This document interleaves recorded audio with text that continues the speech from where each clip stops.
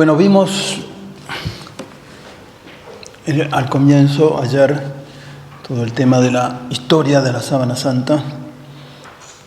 Y ahora vamos a ver si realmente es tan antigua.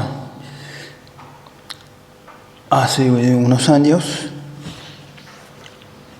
había gran preocupación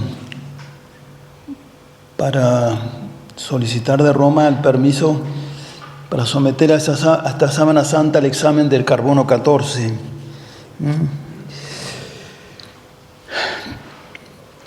Y ratificar o enmendar la antigüedad. Todo hacía suponer que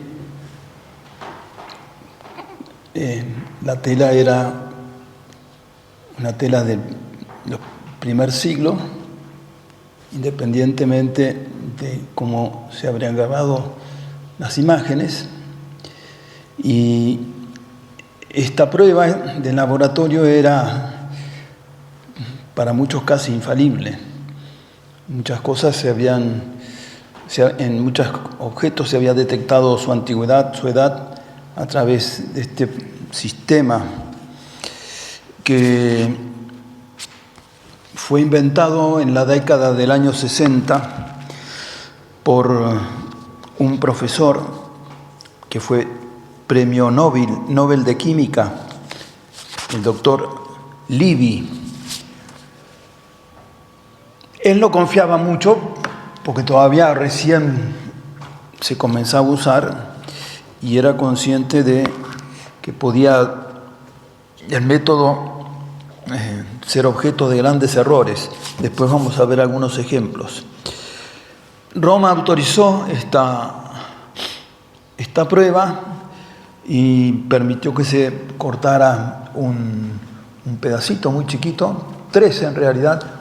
Se hizo un listoncito muy pequeño que se cortó en 3 y se dio a 3 laboratorios que no sabían de qué se trataba y con el deber de establecer la antigüedad.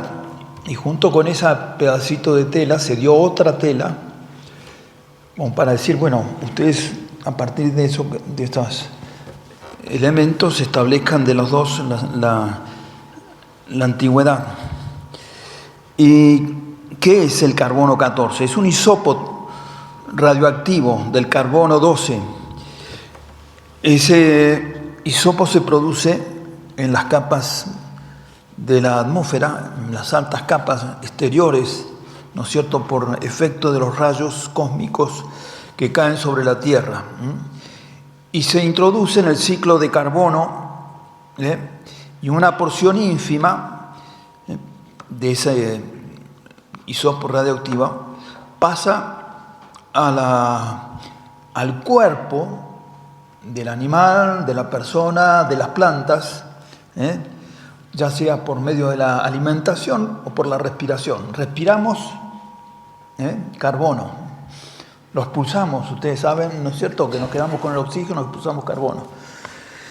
Entonces, como este isótopo es radiactivo, ahí hay una explicación más profunda, ¿no? Por la misma condición de radioactividad se va degradando, desintegrando. Pero se sabe que hay esa proporción que hay respecto al carbono 12, del cual es parte, es siempre igual. Y es constante mientras el ser que incorpora eso vive. Por lo mismo que incorpora carbono. Cuando se muere, cesa esa incorporación, comienza la desintegración y por cálculos matemáticos y fórmulas se puede establecer el tiempo, ¿no es cierto?, de la edad. Tras la muerte de los seres vivos se desintegra. La velocidad de esta desintegración es la que permite establecer cuando más carbono o isótopo hay, más edad. A medida que se va uno pasando el tiempo, hay menos carbono, más edad, ¿me entienden? Más antigüedad tiene. ¿Y qué pasó? Hicieron el examen, ahí está, fíjense, el carbono 12 permanece estable, pero el carbono 14 se desintegra a una velocidad conocida. A partir de esos cálculos o esas fórmulas, se puede decir, este esqueleto o estas cosas o tal planta, ¿no es cierto?, tiene una antigüedad de tantos años. Entonces, 1988, sometida a eso, los científicos de los 3 laboratorios acudieron a ver cómo se realizaba el corte de la tela. Ahí están cortando el pedacito de tela. Ya eso es una falla, ¿no es cierto? ¿Por qué? Porque la idea era que los laboratorios no supieran qué era lo que iban a examinar. ¿Me entienden? Entonces, si uno piensa que hay gente malintencionada, como realmente la hubo, los cálculos y el examen y el resultado pueden no ser verdaderos, ¿no? Entonces, rueda de prensa, 13 de octubre del 88, ya están los resultados. De hecho, estos resultados ya habían trascendido, no se llegó a hacer el anuncio oficial, que ya todo el mundo sabía que la tela supuestamente era una tela de la Edad Media. Imaginen, ¿no es cierto?, el ruido que hizo eso. El cardenal Ballestero, él era el responsable, el custodio de la sábana santa. Aquí en Roma le había encargado, usted se hace cargo el cuidado de a quien autoriza a tocarla, a verla. Entonces recibió la muestra, equivalente a el resultado a un lienzo del siglo XIII o XIV. En concreto se le atribuía una fecha entre 1260 y 390 después de Cristo. Esto significa que se le había encontrado un 18% más de carbono 14 de lo que tenía una tela del siglo I. ¿Ven? Porque todavía no se había degradado tanto. Entonces el cardenal hace este informe, dice: de cualquier manera, bueno, la Iglesia acepta los resultados de la ciencia, eso no afecta nuestra fe, porque nosotros no creemos en Cristo ni en su resurrección a partir de la ciencia. Nuestra fe se asienta en nuestro Señor, que es Dios y que se ha revelado. Y a través de una virtud que no tiene nada que ver con tubitos de laboratorio. ¿Me entienden? En eso está perfectamente acertado la afirmación, pero causó mucha conmoción esto. Muchos científicos dijeron: bueno, lo dice la ciencia, amén. Pero otros dijeron: acá hay gato encerrado. Y este señor Livy era el responsable del British Museum y el coordinador de este examen, de los 3 laboratorios, ¿no? Adelante de todo el ruido y científicos que le mandan cartas y diciendo eso está mal hecho, vamos a ver por qué estuvo mal hecho. Fíjense la carta oficial que él da, ¿no? Acá: yo mismo no considero que el resultado de la datación por dato de carbono de la Santa Sábana demuestre que la Sábana Santa sea una falsificación. Una contradicción, ¿no? En lugar de decir, está mal hecho, el resultado es bueno, pero no hay falsificación. ¿Comprenden? Entonces, ¿Verdad o mentira? Fallos garrafales en el examen. ¿Cuáles fueron esas fallas? Primero, importantísimo, falibilidad del método. Cálculos estadísticos muestran que la datación con el carbono 14 no siempre dan fecha exacta, ¿no? Fíjense acá, algunos ejemplos. Datando a una foca que acababa de morir, eso estaba aprobado. Se la sometió al carbono 14, los restos remontaban a 1300 años. Una foca recién muerta, su antigüedad es de 1300 años, un absurdo. ¿Se dan cuenta? Algo no está funcionando bien. Igual en el caso de conchas de caracoles vivos, el resultado dio que tenían 26.000 años de antigüedad. Y otros ejemplos. Hay un caso que el examen dio como que el animal, su vida era 1300 años después de Cristo, o si como era un venido del futuro, una cosa extraña, pero bueno, ahí está la demostración de que el sistema, el método no es infalible, ¿no? Esta es una de las razones claves. Contaminación del objeto analizado. Ustedes se acuerdan que habíamos hablado de que la sábana santa se exhibía, ¿no es cierto?, en Bizancio, en una iglesia, pero que era su iluminación con velas, mucha gente, incienso, todo eso va contaminando. Los estudios que se hicieron a posteriori, que vamos a ver, calculan que un 10% del peso de la sábana es por polución y agregados por la tierra, por la cera, por el incienso. Un 10%. Y ese 10% afecta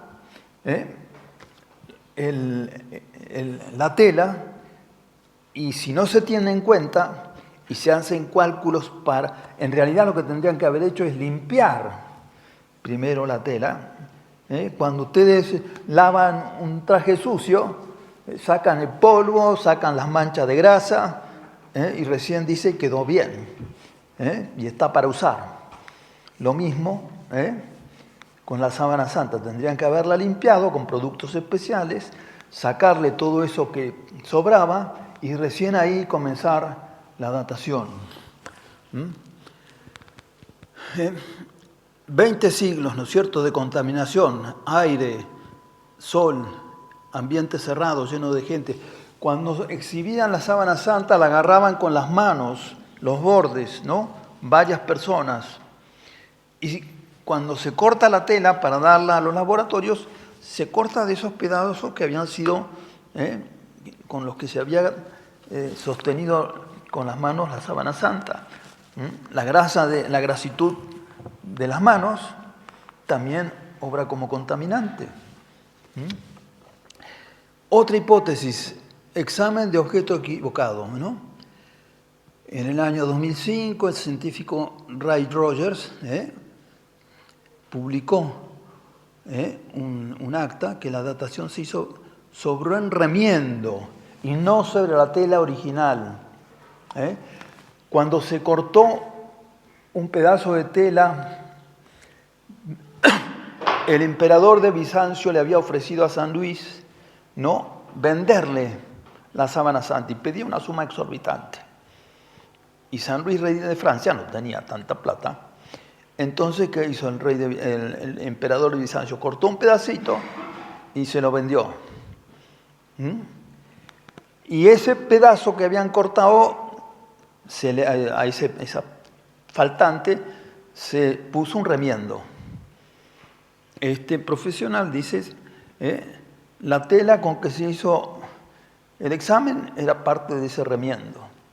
Entonces, también ahí, y recuerden que eso sucede en la Edad Media, ¿no?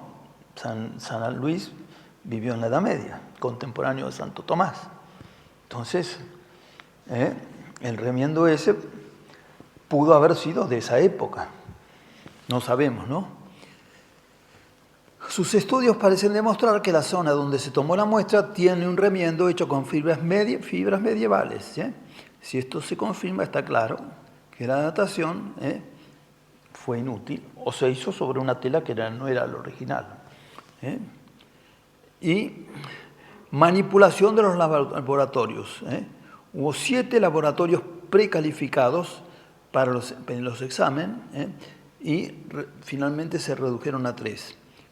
Las muestras obtenidas para el análisis se descartaron sin explicación alguna, quedando una sola que fue dividida en 3 partes, entregándose a cada una parte, ¿no? No se realizó ningún análisis químico en ninguna de las muestras antes de que fueran destruidas en el proceso de datación. También eso era algo que en los orígenes de este método se hacía. Para establecer la edad había que destruir la muestra. Hoy se ha perfeccionado, no es necesario destruirlo, pero en aquel entonces sí. Entonces, otros también comentan que entre esa gente había masones y que por supuesto que estaban interesados en resultados falsos, ¿no? Hablábamos de que había científicos que se habían opuesto, ¿no? Y el padre y profesor Reinaud es uno de ellos, ¿no? Profesor del Laboratorio de Medicina Nuclear de Montpellier, no es un tontito, entonces, estudio y dijo la posibilidad de un origen de la imagen debido a radiaciones, ¿no? Todavía infiere cómo se grabó. Dice, si fueron radiaciones, como se grabó la imagen, esas radiaciones alteran la edad de la sábana. Cuando nosotros nos sometemos a radiaciones por un cáncer o qué, nuestro organismo se resiente. ¿Me entienden? Al margen de que nos curan del cáncer, pero perdemos el pelo y no sé cuántas cosas más. Bueno, salvadas las distancias, también ocurre lo mismo con la tela, ¿no? Y él dice, en sus experimentos, ha comprobado, al irradiar las muestras de un lienzo, con un enriquecimiento del carbono 14. Tomó una tela, la sometió a radiación, y el carbono 14 propio de la tela aumentó como consecuencia de la radiación.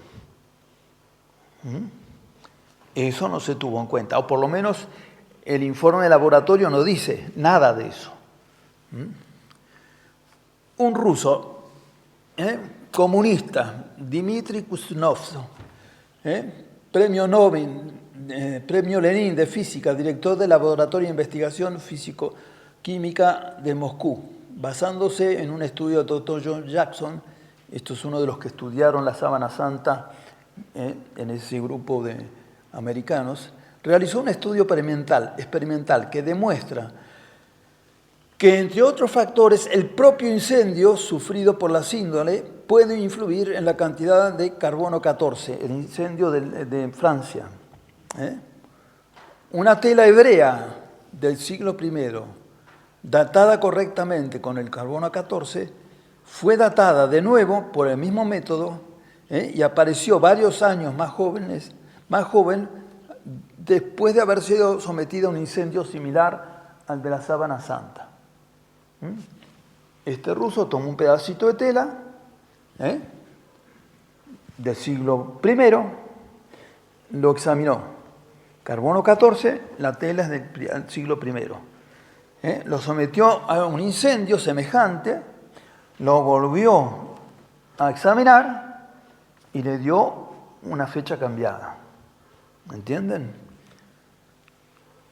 Otro también muy interesante, y esto también está recomprobado. Garza Valdés, también americano, ha comprobado la existencia de materia orgánica fuertemente unida a los hilos, como una cubierta bioplástica. Acá se ven los hilos ven una especie de cera encima, todo esto verde es una cubierta de cera, de polvo, y sobre todo son productos orgánicos que van cayendo sobre la sábana santa. Al ser orgánicos también tienen ellos mismos carbono 14, que suma juventud, si podemos decir. ¿Entienden? Entonces, eso hay que calcularlo. Lo ideal es, como decía, limpiar todo eso, y recién ahí, con el hilo exclusivo, digamos, sin todas estas cubiertas bioplásticas, recién ahí, entonces, con una porción de tela, comprobó que los métodos de limpieza empleados no eran suficientes para eliminar esa contaminación. Es como que le hicieron un lavadito con poco jabón.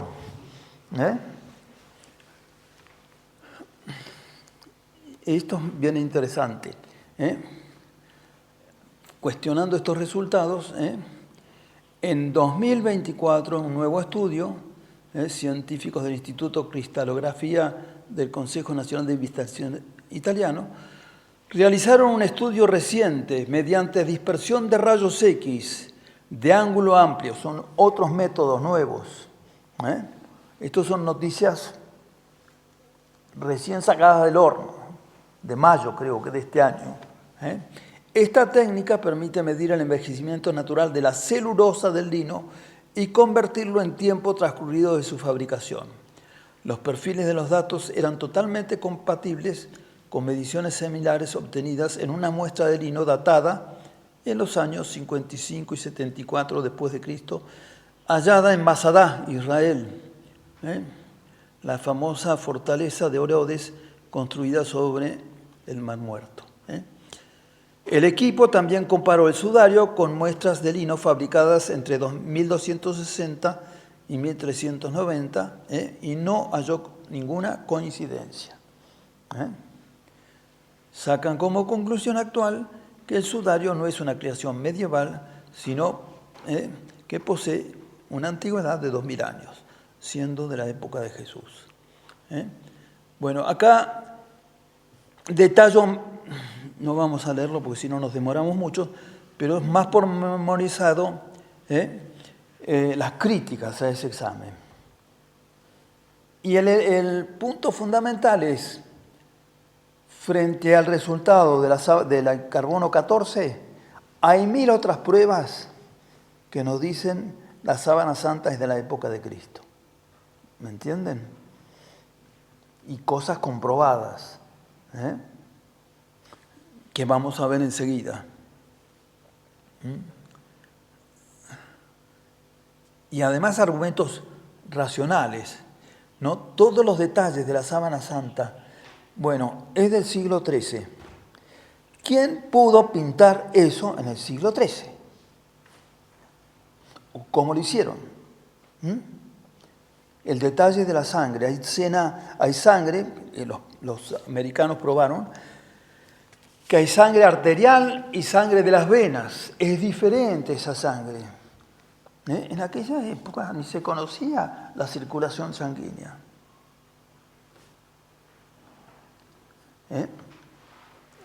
¿Y cómo hizo? Decíamos que la tela a una distancia de más de 4 o 5 metros se ve perfectamente el cotón. ¿Qué tenía? ¿Un pincel de 3 metros para pintar? ¿Y cómo logró esos detalles admirables que hay? ¿No es cierto? Un absurdo. Porque eso está, se ve con la foto, con las máquinas de hoy de fotografía, ¿no? Todos estos detalles de las, ¿no? De la herida de nuestro Señor, las manos, los dedos metidos hacia adentro, el dedo pulgar de cada una de las palmas.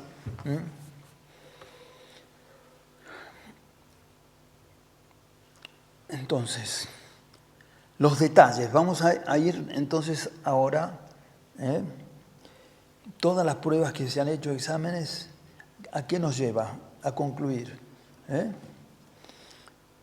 Ahí está, positivo fotográfico. Esto es lo que consiguió el abogado, después de... esta es el negativo de la tela, el dibujo que hay en la tela, ¿me entienden? ¿Cómo puede una tela tener grabado eso que nosotros necesitamos? Un papel con preparación especial para que quede grabado.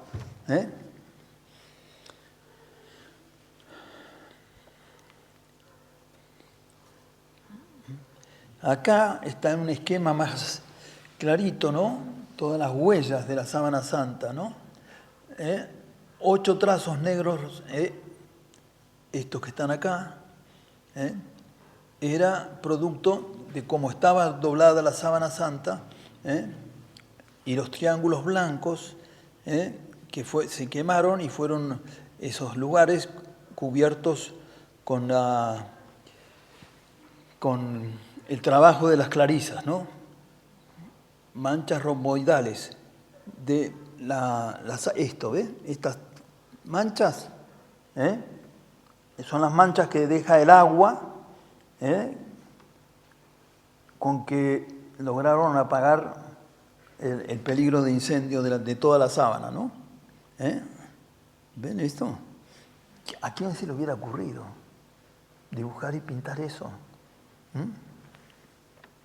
Porque está probado que esos son manchas de cuando que dejó la sangre, el agua cuando se secaba. Cuerpo entero, desde aquí hasta acá, ¿no? Los azotes, esas marcas son todos azotes. Marca de las espinas. Huellas de los clavos. Y de los pies también. Huellas de sangre. Estas manchas son de sangre. Y después vamos a ver si es interesante el recorrido de la sangre. La sangre emana de la muñeca traspasada, ¿no? Nuestro Señor está así, y para respirar hace esto. Entonces la sangre baja, pero cuando nuestro Señor hace esto, la sangre corre para el costado. ¿Me entienden? Se seca y queda ese contorno de la sangre que se corre en lugar de seguir la vertical. O sigue la vertical, pero como nuestro Señor está así. ¿Casualidad? ¿Un genio de la pintura? Lanzada al dorso, lo vamos a ver ahora.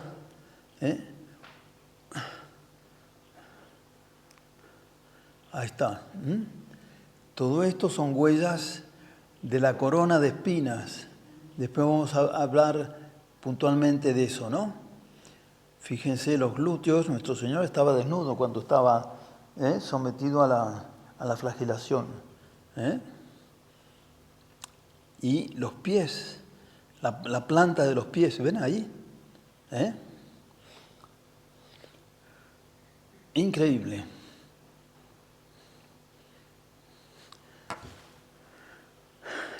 También esto, ¿ven este reguero?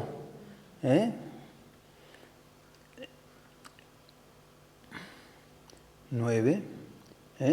Huellas de sangre al descendimiento de la cruz. ¿Huellas de dónde? Que salieron de su costado. Entonces, al levantarlo así, ¿no?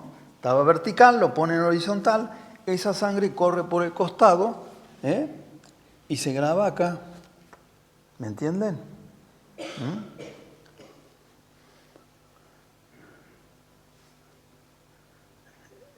El orificio del clavo en los pies. Y también eso. Acá hay toda una zona aplastada. ahí hay también huellas de la flagelación, ¿no? Pero esas heridas, en lugar de estar abiertas y con la piel levantada, es como que se han aplastado. ¿Por qué? Porque ahí apoyaba nuestro Señor el patíbulo, ¿no es cierto? Lo llevaba así, ¿eh? Entonces es como una plancha que se pone sobre la herida y la aplasta.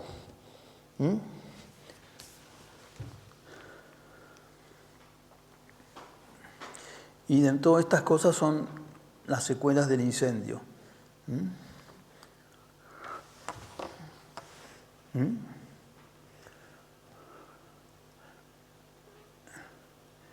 Las heridas de la mano izquierda, sangre, el pie,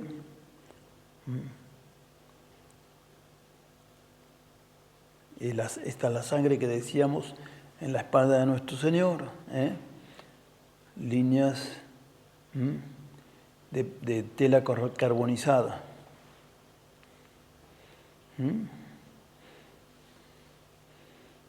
El pómulo inflamado, sangre, el pelo partido, las marcas de sangre, todas estas marcas blancas, es el reguero de sangre, ¿no?, que le salió de la corona de espinas. Lo que decíamos también, la corona de espinas en nuestros crucifijos modernos es como un cintillo, ¿no?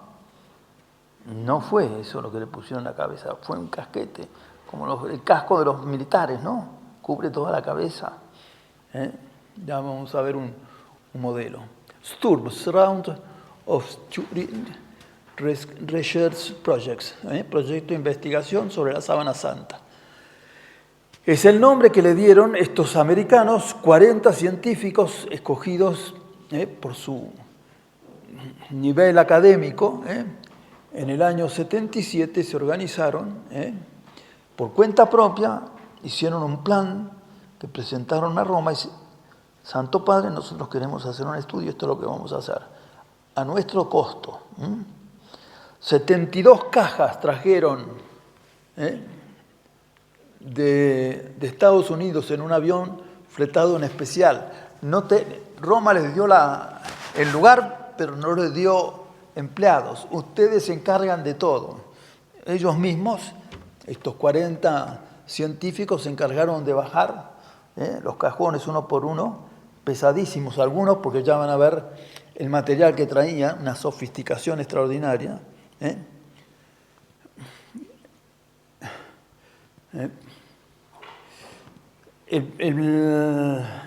Roma les había dado 5 días y no más. Entonces ellos trabajaron esos 5 días por turnos, habían hecho el plan de trabajos. Y 72 cajones contenían modernísimo material procedente de Estados Unidos. Entre esas cosas vinieron aparatos que ellos usaban en los viajes espaciales, en los satélites que mandaban a Marte y con que fotografiaban Marte, la Luna, etc. Ahí están. Habían inventado esta mesa, ¿no es cierto?, que giraba para todos lados. Ahí sujetan la sábana santa y eso les permitía, ¿no?, manipular la sábana santa sin tocarla excesivamente, y sacar fotografías de todo tipo. Y ahí están organizándose, ¿no?, con un responsable y encargado de los trámites, o mejor dicho, de los estudios. Ahí tienen el cuaderno de bitácora, si podemos decir así, y cada grupo tenía lo suyo.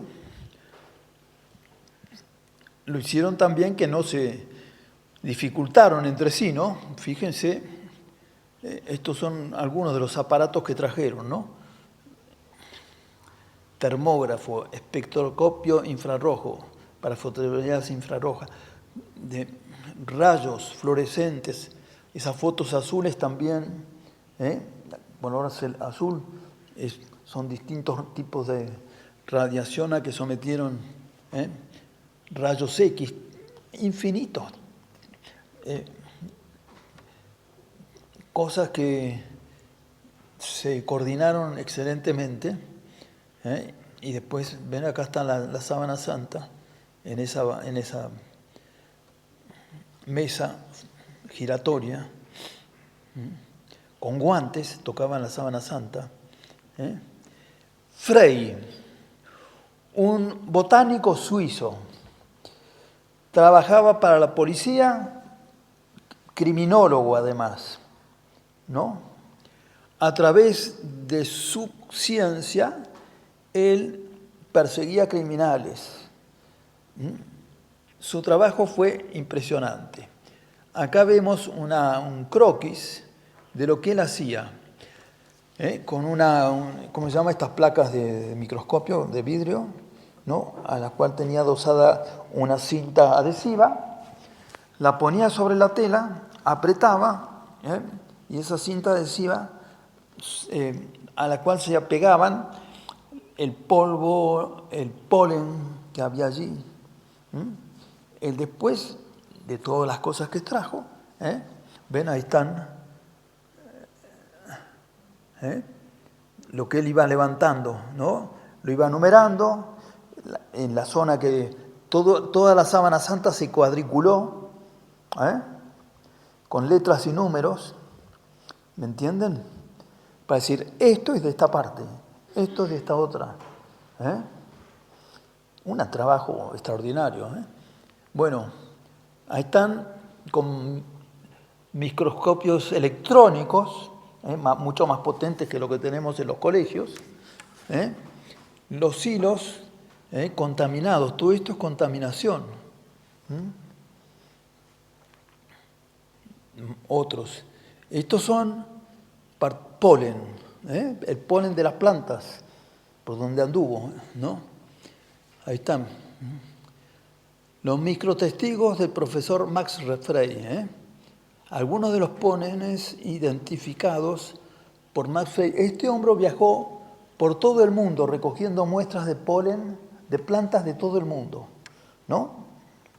Y a partir de él, de esas pruebas que él tenía, empezó a comparar esto con esto, ¿no es cierto? Ayudado por computadoras y todo, obviamente.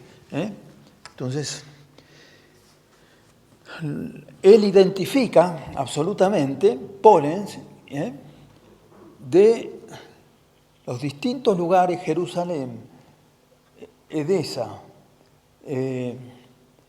y más. Algunos de los pólenes son exclusivos de las zonas por donde estuvo la sábana santa, e inclusive más, pólenes antiguos de la época de nuestro Señor o de la época por donde pasó la sábana santa, que ya no existen esas plantas. ¿Cómo consiguió eso? Pues a través de museos, o lugares donde tenían cosas antiguas. ¿Ven? Ahí está. Algunos de los granos de polen encontrados en la sábana santa provienen de plantas existentes solo en Turquía.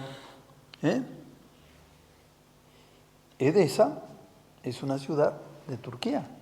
Entonces la sábana santa estuvo ahí. Y acá tienen un esquema a partir de los pólenes, ¿no? Él lamentablemente no concluyó sus conclusiones porque se murió.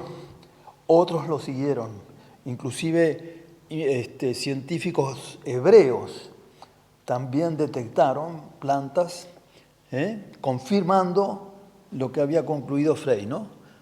38 plantas de Jerusalén y del Mar Negro, 18 plantas de Turquía Oriental o de Edesa, Constantinopla, donde estuvo desde 1200 hasta al 300 y pico,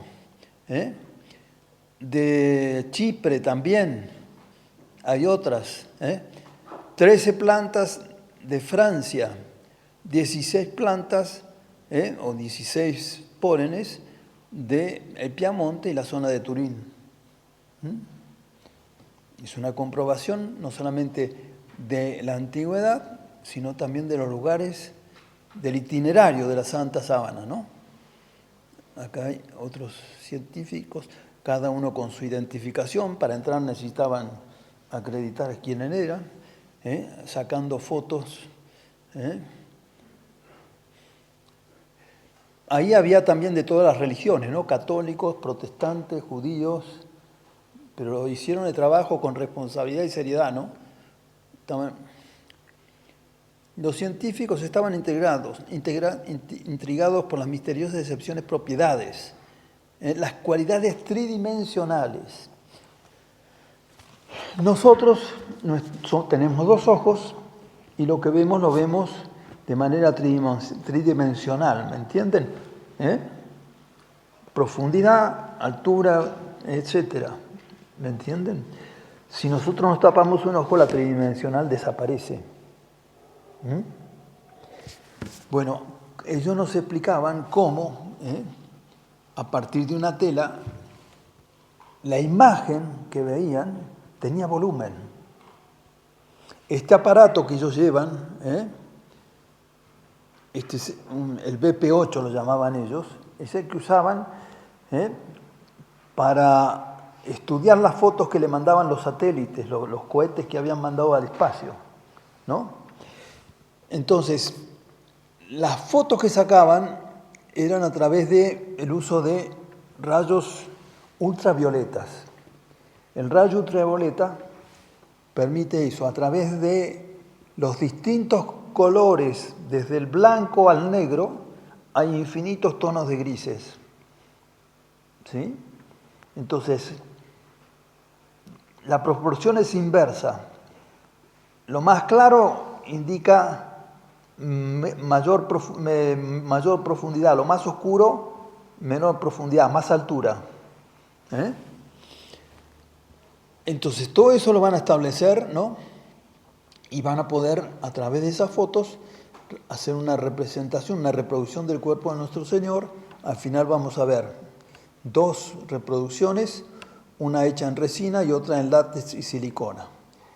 ¿Cómo se grabó? Ellos, después de todos estos estudios y determinando además de la tridimensionalidad, dicen un flash lumínico calórico, luz y calor, potentísimo, de gran intensidad, controlado.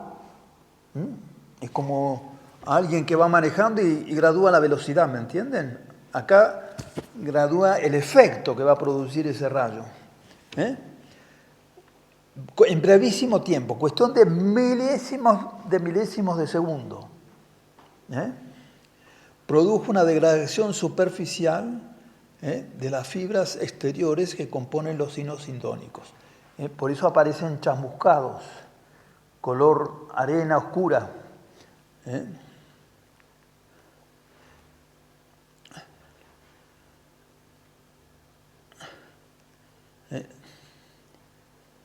Eso también, ¿no?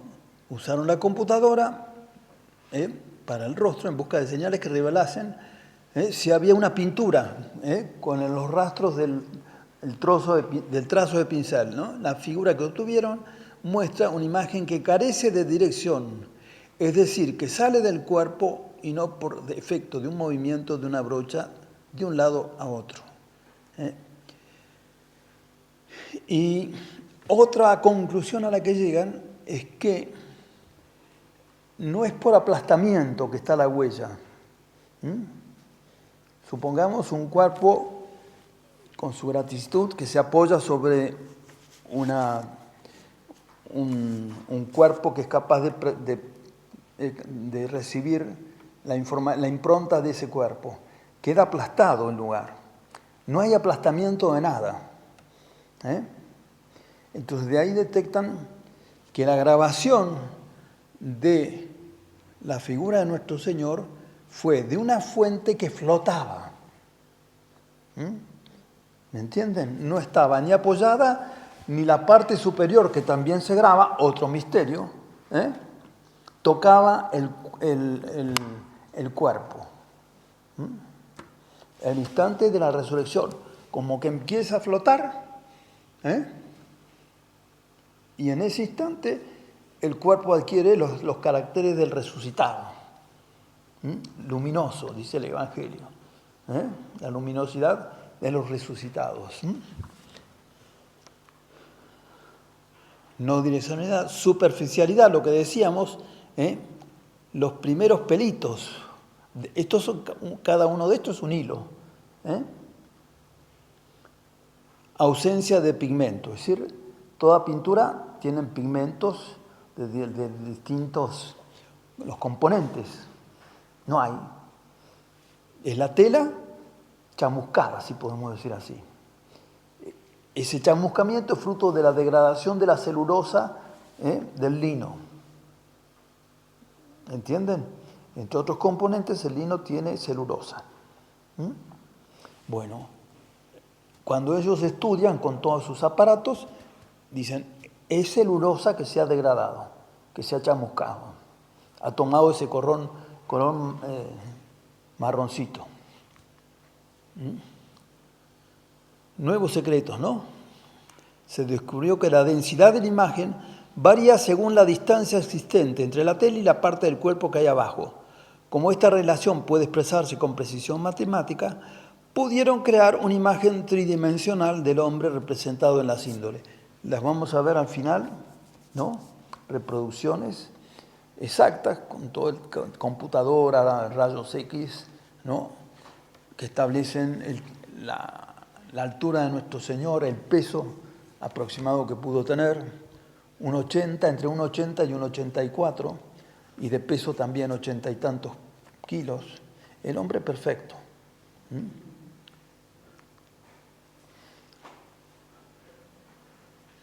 Entonces, estas imágenes, ven, ahí ya pasan la foto, que es una foto plana, y les da eso, tridimensionalidad, ven, volumen. Estas son las primeras, los rastros de sangre. Esto también con toda la basura que trae, ¿no es cierto? Y acá lo limpian con los aparatos, y van como uno de estos programas de Photoshop, si podemos decir así. Acá está el cuerpo entero, filtros que van usando. Acá vamos a ver después más adelante una cosa admirable. En los ojos, con microscopios más poderosos todavía, detectan 2 monedas. Como para mantener cerrados los ojos, ¿cómo se llama? Le ponen 2 monedas hasta que el cuerpo se vuelve rígido.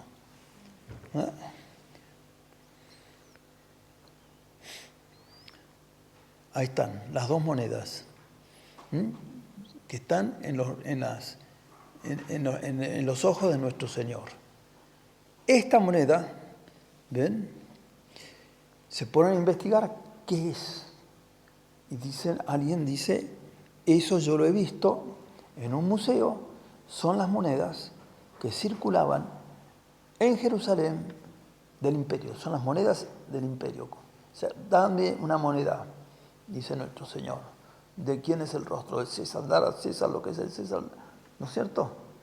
Bueno, estas monedas tienen un nombre, y estaban en no sé qué museo, y las comparan, y es exactamente lo mismo. Y esas monedas circularon en la época de Pilatos en Jerusalén. En el primer siglo. Y después desaparecieron. Como nuestros billetes que se vuelven viejos y los cambian, y ya no es más peso, sino peso argentino. Más o menos, no así, pero me comprenden, no es una moneda del siglo III ni del siglo IV, circularon solamente en esa época. Ucay. Ahí está la dimensión que tienen.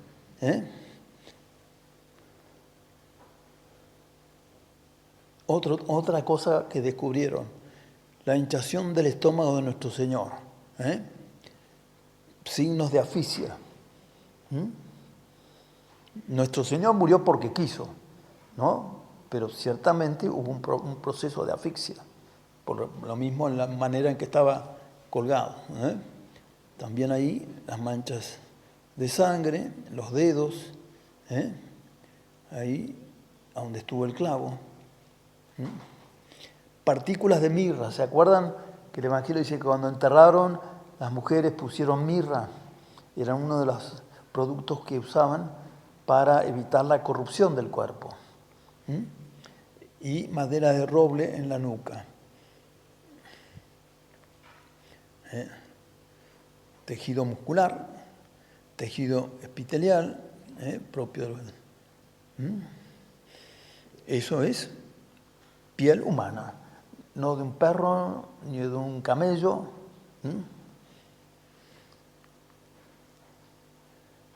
Otra sorpresa, estabilidad térmica. El calor no afectó en nada la tela, esencialmente. Lo que produjo fueron cosas accidentales. Entonces, estabilidad térmica. El calor no la afectó. Estabilidad respecto al agua tampoco. Estabilidad química. Le tiran productos químicos corrosivos, no se corrompe. Negatividad, tridimensionalidad y pormenorización. Miren los dedos, ¿no es cierto? Las sombras, la sangre, los contornos. Ahí tienen un cuadro que hicieron los americanos después de sus estudios, ¿no? Superficialidad. Lo que decíamos, ¿no? Las sombras esas son muy superficiales. Pintura, no es pintura. Contacto directo tampoco. La fuente flotaba. Vapor y gráfica. Cuando empiezan a estudiar uno dice, bueno, fue producto la grabación de las emanaciones del cuerpo de un cadáver, ¿no es cierto? Que empieza, el cuerpo de nuestro Señor jamás se corrompió, por supuesto, pero como emanaciones que salen de un cuerpo que no vivo. Pues no, tampoco hay ningún elemento que pueda detectar eso. Vapor y contacto tampoco. Radiación y calor, lo que dijimos hace un rato. Pormenorización, fruto de la pintura, no. De contacto, tampoco. Vapores, tampoco. Vapor y contacto, posible. Posible. Estabilidad térmica, no. Contacto directo, posible, etcétera, etcétera, etcétera. Tridimensionalidad, ninguna de estas causas. La única posible, probable, radiación y calor, luz. Muy interesante este cuadro, porque ellos mismos dicen, esto y sumado a otras cosas, ¿no? Permiten decir que hay una sumatoria de elementos que solo se dan en el cuerpo de nuestro Señor. Un crucificado, coronado de espinas, clavado. Las crucifixiones en esa época no eran con la gente que se clavaba, se ataban. Entonces se van sumando hechos que resultan de la Sábana Santa y que, por los datos históricos que nos brinda la tradición y los mismos los evangelios, que son libros históricos, es el único caso en toda la historia de la humanidad que coinciden. Tormentos terribles. Y vamos apurando. No hay buen parecer ni hermosura, y le vimos y no era de mirar y le echamos de menos, ¿no? Acá está un detalle, ¿no? De todas las cosas que se ven en el rostro de nuestro Señor. Ya lo vimos la otra vez, ¿no? La mejilla izquierda, la nariz, la inflamación del costado izquierdo del mentón, parte de la barba arrancada, las cejas, ¿no es cierto?, de los golpes y de las caídas.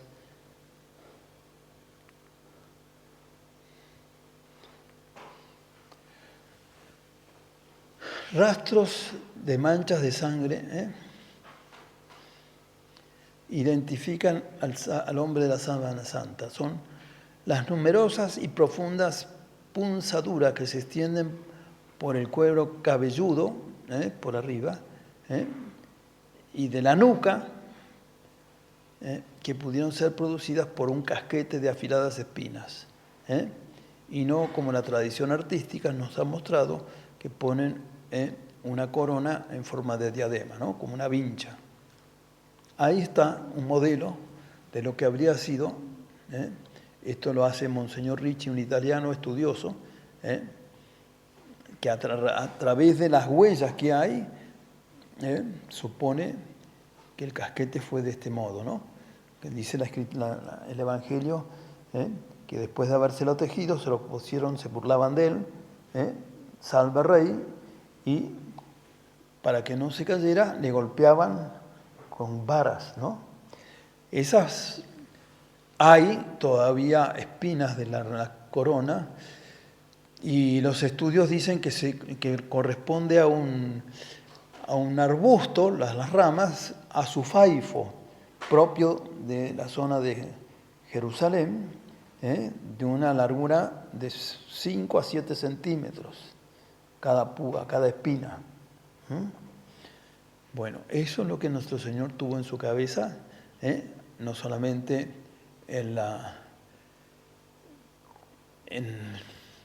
acá, sino también atrás, ¿no? Y esas espinas, cuando él se movía para respirar, las espinas golpeaban contra el travesaño y su cabeza sufría horrores, se clavaban de nuevo en el cuero cabelludo y lo hicieron sangrar profusamente. Cola de caballo. A nuestro Señor lo llamaban Nazareno. Nazareno, el nazareato, era una moneda de algunos judíos que se comprometían a una vida más ascética, se ataban, se dejaban crecer el cabello y se lo ataban. Y acá están eso, ¿no? Las huellas de la coleta de caballo de nuestro Señor.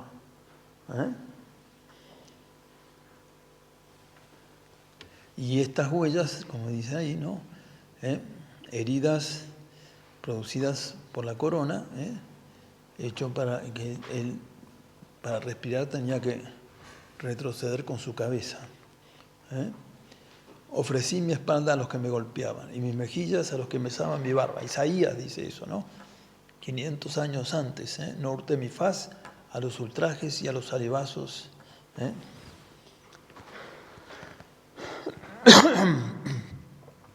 Las marcas de la flagelación, ¿no? Ahí están un flagrum romano, o eran huesecillos de carnero con dos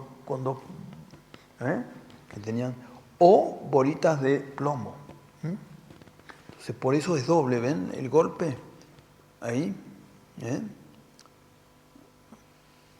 eso se incrustaba, tiraban y lastimaba eso, ¿no? Arrancaba carne.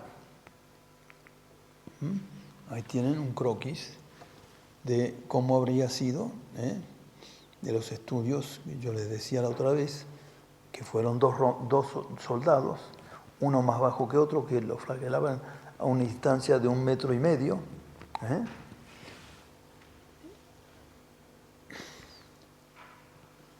Ahí están más claras las huellas.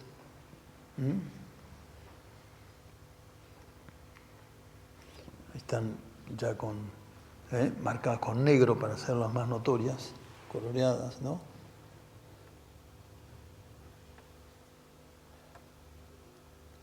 Han contado alrededor de 120 latigazos. Yo decía que habían más, porque muchos de esos golpes cayeron de nuevo donde ya había lastimaduras, ¿no? Están las huellas de su mano con la sangre,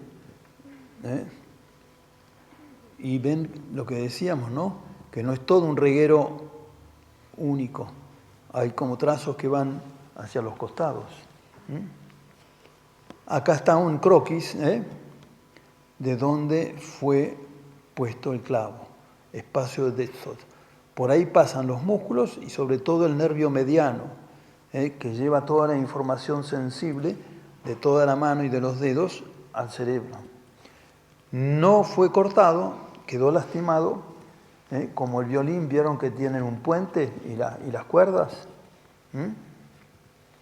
Así fue, como quedó la mano de nuestro Señor. Eso mismo, como por ahí pasan los músculos de este dedo, ¿no? Este dedo, el doctor Barbet, que fue el que hizo estudios más concretos sobre esto, con manos de gente ya cadáveres, ¿no? Agarraba clavos, los ponía ahí y apenas clavaba el dedo, el pulgar se metía para adentro, automáticamente.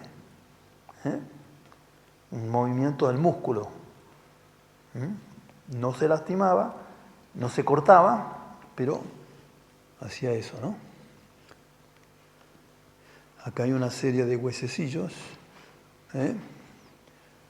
que con músculos, ¿no? Si lo hubieran clavado acá, con el peso de nuestro Señor, inmediatamente se desgarra y se cae. Los romanos sabían eso. Entonces, por eso lo ponen acá, porque todo esto, además de haber este espacio entre los huesos, hay músculos que sostienen todo eso, impiden que el peso desgarre la mano. Y acá está lo que decíamos, ¿no es cierto?, la respiración de nuestro Señor, moviéndose de arriba hacia abajo, y el movimiento de la mano, cuando afloja, la mano queda vertical, la sangre corre para abajo, cuando sube, la sangre va para el costado. Durante 3 horas tuvo que hacer eso, porque tenía que respirar. No sé cuántas veces respiramos por minuto nosotros. Y en ese estado es como el atleta que estuvo corriendo, respira más rápido y más agitado. Bueno, acá un dibujo de cómo nuestro Señor, allá estaban los 3 y los 2 ladrones y nuestro Señor. Fíjense, ¿no es cierto? Por eso las marcas en la espalda están así en diagonal, porque al travesaño que tenían atado en las manos tienen una soga también ahí para que no salieran corriendo. ¿Me entienden? Más de un ajusticiado salía corriendo porque sabía lo que le esperaba, ¿no? Bueno, nuestro Señor no huyó para nada. Bueno, fotos más nítidas.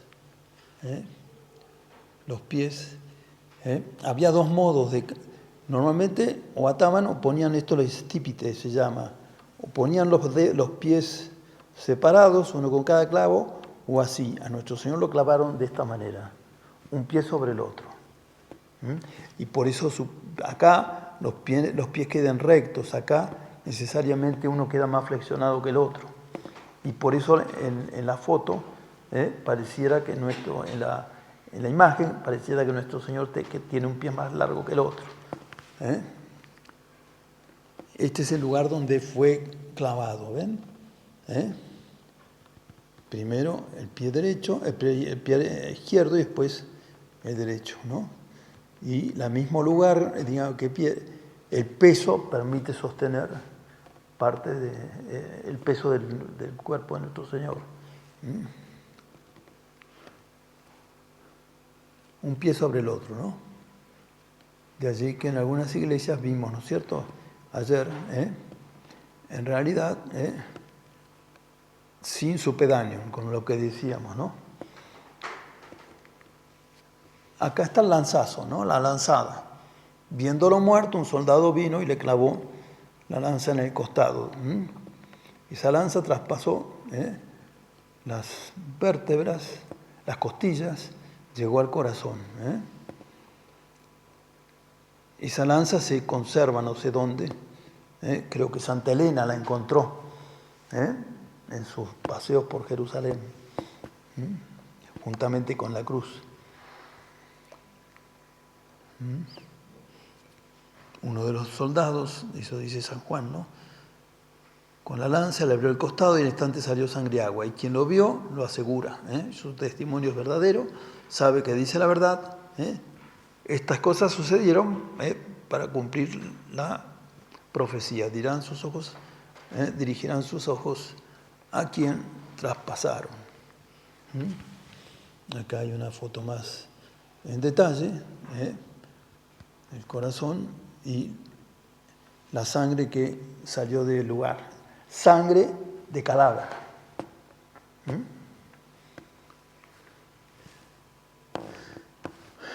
Bueno, con esto vamos terminando, ¿no es cierto? Las distintas ostensiones o exhibiciones públicas que tuvo la Sábana Santa, ¿no? En Francia ciertamente hubieron muchas. Todo eso causó una gran discusión. Los monjes no querían saber nada de eso. Un obispo prohibió las ostensiones. Y más, se animó a decir en una carta, ¿no es cierto?, que la Sábana Santa era falsa y que él conocía al pintor. Sí, ahí está la carta esa, ¿no? Y todo fue a Roma, Roma lo permitió, dijo no, la permitimos, las ostensiones.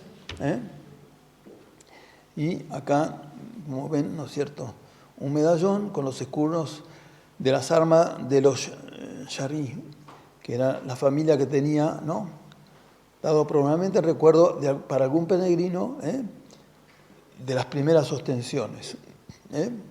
Y acá también hay dibujos de aquella época con obispos, ven, teniendo las telas. Y esto es algo interesante, ¿no?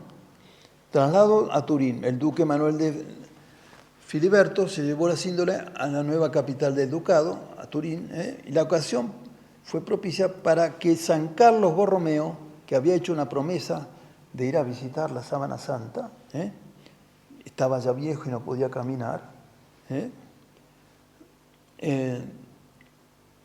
y había terminado la peste, ¿no? De ese modo pudo cumplir su promesa, evitando que tuviera que cruzar los Alpes a pie. Esta es una imagen de San Carlos Borromeo, dibujo.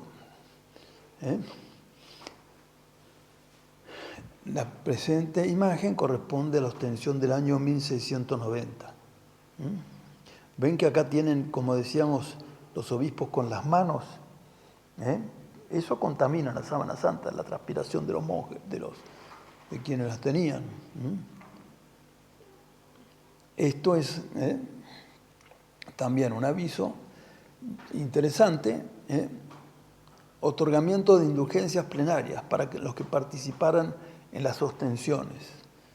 Ya había una foto, entonces la sacaban, y los papas autorizaban la exposición y daban indulgencias plenarias a los que fueran a adorar la Sábana Santa. Acá abajo está la explicación de eso, en latín. Ostensiones en la historia. Brevemente, 1578 la manda a Turín. San Carlos Borromeo puede cumplir así su voto. Después hay muchas más. 1898, la primera foto de Secondo Pía, como dijimos. 1931, una nueva exhibición por un matrimonio de la familia de Saboya, ¿no? Fotografiada nuevamente por Giuseppe Henry, un fotógrafo profesional. Esas fotos seguían siendo de aquella época, pero un poco mejores, más, ¿no es cierto?, permitían estudios más completos. Pero imaginen, todas esas primeras exámenes se hicieron a partir de esas fotos, muy defectuosas por otra parte. Hoy cualquiera de nuestras maquinitas saca una foto que pareciéramos super fotógrafos, ¿no? Bueno, 1933, para conmemorar el 19º centenario de la redención, ¿no? 1969, en esa fecha, se produce un reconocimiento de la reliquia de parte de una comisión de estudios. y se hace la primera foto en colores, ¿eh? De este también que era un investigador. De estas fotos se hacen estudios, ¿no? Pero que no son concluyentes. Interesantes muchas cosas, pero queda todavía mucho por saber, ¿no? 1973, primera exhibición televisada, en directo. Ahí hacía pocos años que estaba la televisión, ¿no? Celebración en 1978 del cuarto centenario, ¿se acuerdan? 1578 se había mandado a Turín, ¿no? Y se realiza también el primer Congreso Internacional de Estudios de la Sábana Santa, ¿no? También en esa fecha, los expertos de este conjunto americano efectúan una investigación de 120 horas. 1980, el Papa Juan Pablo II venera la reliquia, hay una exposición. 1988 es cuando se toman porciones, vimos la foto, ¿no es cierto?, para hacer el estudio de carbono 14. 1992, un nuevo grupo de expertos efectuó un reconocimiento de la tela para ver la manera de mejor preservación. Ahí se recomiendan, ¿no es cierto?, que no se doble, que se utilicen medios de preservar de la humedad, etc. 1993 se transfiere tras el altar mayor del Domo de Turín para permitir trabajo de restauración de la capilla. 1995, el cardenal encargado de la custodia, en ese entonces, anuncia las próximas ostensiones. 1998, 2000, con ocasión de los 2000 años de la redención. 1997, el incendio. Vimos algunas fotos de eso. 1998, recordar el primer centenario, donde Secundo Pía sacó sus primeras fotos.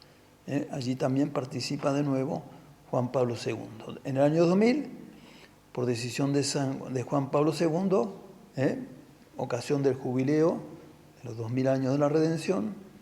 2002, trabajo de restauración, se sustituye el forro y se sacan los remiendos triangulares, queda el espacio abierto, no le ponen nada. Como ahora no la manipulan tanto, no hay riesgo de que se siga abriendo. 2010, Benedicto XVI concede una nueva ostensión 10 años después de la precedente.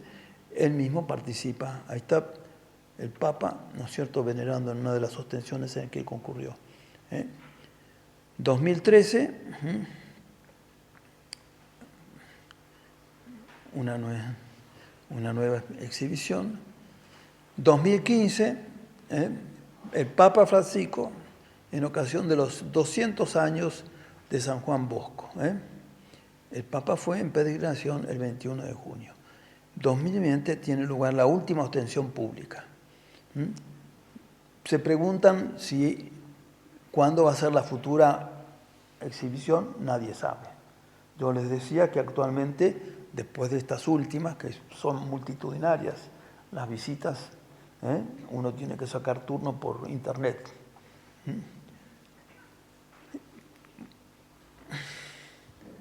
Una reproducción del cuerpo de nuestro Señor. Esto es a partir de las fotos tridimensionales, ¿no? Ya están las huellas de sangre, las marcas de el pómulo, la sangre que salía de la nariz, frutos de los golpes y de la ruptura del cartílago. Cuando uno se suena demasiado fuerte la nariz, empieza a sangrar. Imaginemos lo que habrá sido ese golpe cayendo nuestro Señor, ¿no? Bueno, octubre del 2021, ahí hay un 2 de más, no es de 20.000, ¿no? Todavía no llegamos a eso. Salamanca, tras 15 años de estudio, se ha expuesto la primera recreación hiperrealista de su figura. Se trata de un cuerpo de calidad humana, sin movimiento artístico, afirma el excomisario de esa exposición en Salamanca, ¿no? La escultura, creada meticulosamente y con gran cuidado por los detalles, fue realizada en látex y silicona. Eso pesa aproximadamente 75 kilos. Y el peso de nuestro Señor, calculado a partir del volumen de la sábana santa, etc., es de 80 kilos. Y la altura, decíamos, un 82. Muestra una figura de rigor mortis. Ven los pies, las manos con los dedos, con los pulgares escondidos. Adopta el cuerpo muerto a raíz de una serie de cambios químicos que se producen en los músculos y que provoca rigidez e inflexibilidad. Sus piernas están semiflexionadas, sus manos cruzadas a la altura del pubis y el pelo es real. Y esta es una recreación en resina y que se exhibe o se exhibió hasta hace poco en una exposición sobre la sábana santa en la Universidad Autónoma de México este año. En junio, julio fue, creo, esa exposición. A todo, los mexicanos, la Autónoma tiene mucha plata y es una cosa extraordinaria, con salones, explicando todo. En España, en Toledo, en una de las basílicas, cuando yo quiso la providencia que yo anduviera por ahí, había en la basílica misma, no me acuerdo cuál, había también, ¿no es cierto? Habían puesto paneles con exhibiciones, claro, no es el original, pero bastante seria. En Buenos Aires, el año pasado, también en la Catedral de Buenos Aires, hubo una exhibición a partir de fotos. Bueno, terminamos con esto. Queda mucho por decir, pero les agradezco y espero que les haya sido de utilidad, y también para que agradezcamos a nuestro Señor no solamente lo que hizo, sino este testimonio que nos deja a nosotros en este siglo de incredulidad, ¿no? Y también para que nos sirva de argumento, ¿no es cierto?, frente a discusiones que no fue así, que fue asá, que no fue, no. La fe nos dice que fue real, que nuestro Dios murió en la cruz, y esto nos muestra concretamente todo lo que hizo. Les agradezco, hacemos una oración.